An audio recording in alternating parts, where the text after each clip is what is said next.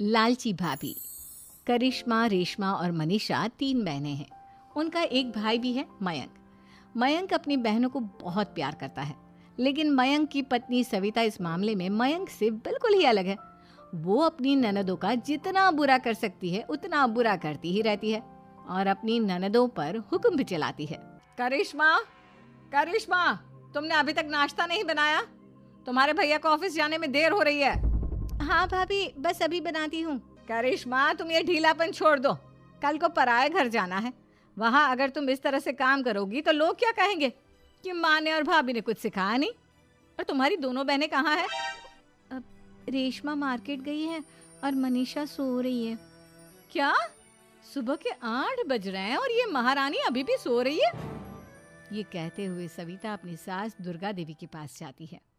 माँ जी, देख रही हो अपनी बेटियों के तौर तरीके?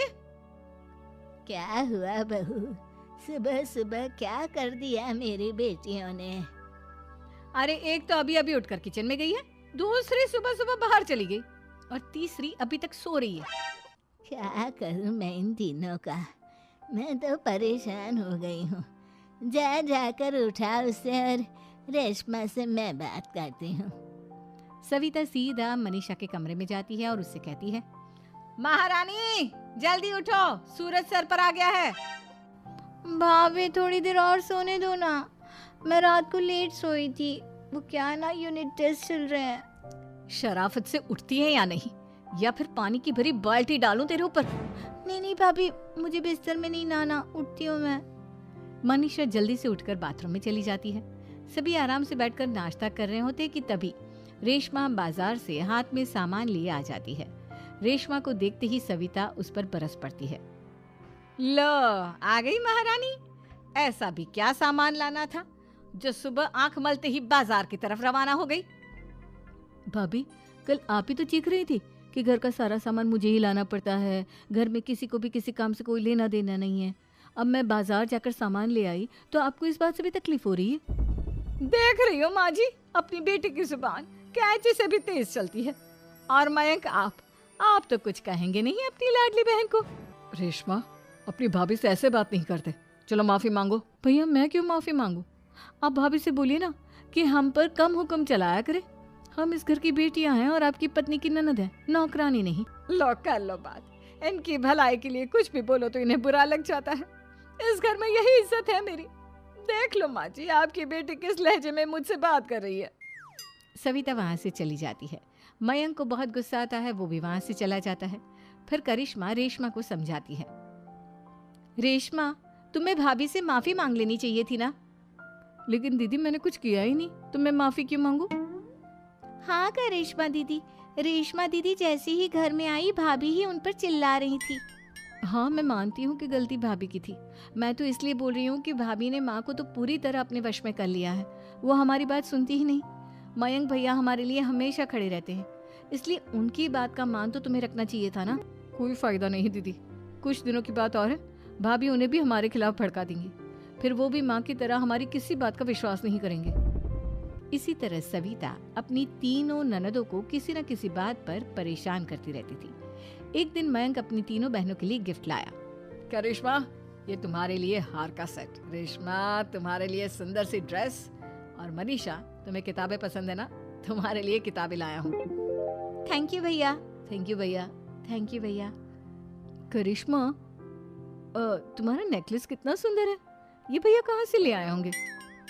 मैंने भैया को 3 दिन पहले फोन पर ये डिजाइन दिखाया था और आज भैया ये ले आए।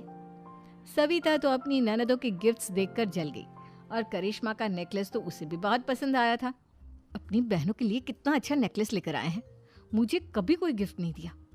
मैं आज ही ये हार चुरा लूंगी। रात में सविता करिश्मा का हार चुरा लेती है और इसी तरह उसे अपनी ननदों की जो भी चीज़ अच्छी लगती वो उसे मांगती नहीं, बल्कि रात के अंधेरे में चुरा लेती।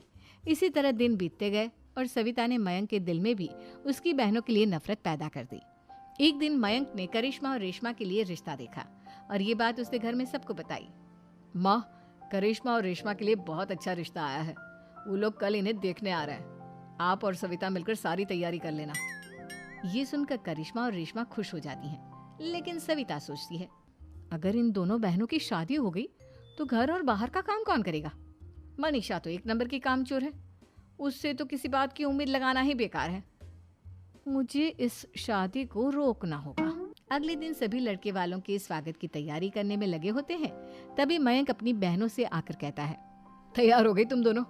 देखो दोनों लड़के बहुत अच्छे हैं, मैं कोई कसर नहीं छोड़ना चाहता, इसलिए तुम उनके सामने अच्छे से बिहेव करना और अपनी भाभी से लड़ने मत लग जाना। करिश्मा, तुम वो नेकलेस पहन लो ना जो मैं तुम्हारे लिए लाया था। भैया मैं बहुत देर से वो नेकलेस ढूंढ रही हूँ, लेकिन मुझे मिल ही नहीं रहा। क्या तुमने नेकलेस खो दिया? तुम्हें पता भी है वो कितना महंगा था? तुम कोई काम ढंग से नहीं कर सकती। मयंक गुस्से में वहां से चला जाता है। थोड़ी देर बाद लड़के वाले भी आ जाते हैं। वो दोनों बहनों को पसंद कर लेते हैं और रिश्ता पक्का हो जाता है। लेकिन सविता के दिमाग में तो कुछ और ही खिचड़ी पक रही थी। वो पंडित जी के पास करिश्मा की कुंडली लेकर जाती है और उन्हें पैसे देकर करिश्मा की कुंडली बदलवा देती है। जब लड़के वालों के पास करिश्मा की कुंडली जाती है तो वो दुर्गा को फोन करते हैं। बहन जी, हमने करिश्मा की कुंडली अपने पंडित जी को दिखाई थी। आपकी बेटी की कुंडली नहीं बल्कि दोषों का पिटारा है। देखिए, मैं और मेरे पति इन सब बातों में बहुत विश्वास करते हैं, इसलिए हम आपकी बेटी से अपने बेटे की शादी नहीं करा सकते। इस तरह करिश्मा का रिश्ता टूट जाता है और सभी घर वालों को बहुत दुख होता है। अब कविता सोचती है, चलो करिश्मा का तो रिश्ता टूट गया, अब रेशमा का भी रिश्ता तोड़ना है। क्या करूं? अब सविता आवाज बदलकर किसी अननोन नंबर से रेशमा के होने वाले ससुराल में फोन करती है। हेलो, मैं कौन हूँ कौन नहीं ये आपके लिए जानना ज़रूरी नहीं, बस इतना सुन लो कि रेशमा का 2 साल से किसी के साथ अफेयर चल रहा है। बस रेशमा का रिश्ता तोड़वाने के लिए सविता का इतना कहना काफी था। अब रेशमा का भी रिश्ता टूट गया। मयंक और दुर्गा देवी ने रेशमा को खूब खरी खोटी सुनाई और उससे बार बार उस लड़के के बारे में पूछने लगी। आप दोनों मुझे क्यों परेशान कर रहे हो? अरे कोई लड़का होगा मेरी लाइफ में तो मैं बताऊंगी ना, जब कोई है ही नहीं तो कहाँ से लाऊं मैं कोई लड़का?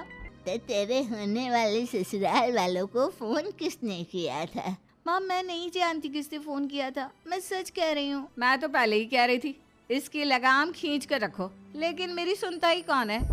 आप चुप रहिए भाभी, ये सब आपका ही किया धरा है। अब तीनों बहनों को विश्वास हो जाता है कि ये सब उनकी भाभी ही कर रही है। तीनों बहनें अपनी भाभी को सबक सिखाने के लिए एक वकील कर लेती है और घर में हिस्सा मांगना। देखो भैया, माँ बाप की जायदाद में जितना बेटों का हक होता है उतना ही बेटियों का, इसलिए इस घर के 4 हिस्से होंगे और हमें अपना हिस्सा चाहिए। मैंने तुम्हारे लिए क्या क्या नहीं किया और तुम इस घर में हिस्सा मांग रही हो? भैया, आप और माँ हम बहनों की कोई बात नहीं सुनते हो और भाभी हमारी शादी नहीं होने देगी क्योंकि उन्हें लगता है कि आप हमारी शादी में ज्यादा पैसा लगाओगे और उन्हें हम जैसी फ्री की नौकरानी कहाँ मिलेगी। तो हम भाभी के साथ तो रह नहीं सकते, हम बहनों को अपना हिस्सा चाहिए। अरे तुम्हें शर्म आनी चाहिए अपनी भाभी पर ऐसा इल्जाम लगाते हुए। वो तुम्हारे बारे में कितना सोचती है। हाँ माँ, भाभी हमारे बारे में बहुत सोचती है, दिन रात बस यही सोचती रहती है कि किस तरह से अपनी तीनों ननदों को परेशान करूं और कभी मुझे पढ़ने भी नहीं देती। दोनों बहनों का रिश्ता भी तो इन्होंने ही तोड़वाया है और रात में हमारे कमरे में आकर हमारी चीजें भी चुराती हैं। इसी तरह सविता की तीनों ननदें अपनी बात पर अड़ी रही। अब कोर्ट में तारीख भी शुरू हो गई। जब सविता को लगा कि उसकी तीनों ननद इतनी आसानी से नहीं मानने वाली, तो उसने अपने पति और सास को सारी सच्चाई बता दी और अपनी तीनों ननद से माफी मांगी। मयंक और दुर्गा को भी अपनी गलती का एहसास हो गया। अब सविता खुद करिश्मा और रेशमा के लिए अच्छा रिश्ता ढूंढती है और उनकी शादी करवाती है।